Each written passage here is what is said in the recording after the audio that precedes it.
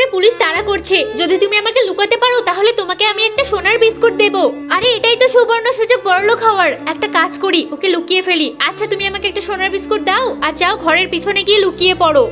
ঠিক আছে, আর পুলিশ যেন জানতে না পারে আমি এখানটায় লুকিয়ে পড়ছি। আরে স্যার তো এদিকে আসছে।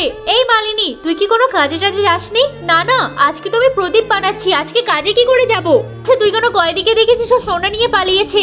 আরে স্যার আমি কি করে কয়েদি দেখবো? গরিব মানুষ আর আমার বাড়িতে কয়েদি কি করে আসবে? আচ্ছা তুই তো আমার বাড়িতে কাজও করতে গেলি না। মালিক আমি এর পরের বার ঠিকই যাব, আগে প্রদীপ বানিয়ে নি। না না, তোর মতো কাজের লোকের দরকার নেই, আমি প্রয়োজনে আর একটা কাজের লোক খুঁজে নেব। ঠিক আছে মালিক, এখানে আর কি বলার আছে? আমার আর তো কিছু বলারই নেই। আরে ওর থেকে প্রদীপ কিনলে তো ভালো করতাম, সামনে তো দীপাবলি। এই শোন, এই পুরো ঝুড়ির প্রদীপগুলো আমি নিয়ে যাচ্ছি, তুই বাড়িতে এসে টাকা নিয়ে যাস।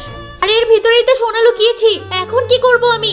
রামু, এই প্রদীপগুলো বাড়িতে সুন্দর করে সাজাতে বলিস তোর ভাবিকে। কি যে করব, সোনা নিয়েই তো চলে গেল।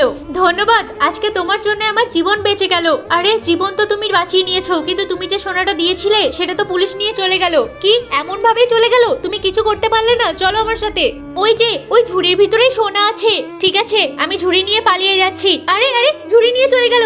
এই তোমরা দুজন কয়েদিটাকে ধরতে পারলে না? স্যার আমার ধরার আগেই তো চলে গেল।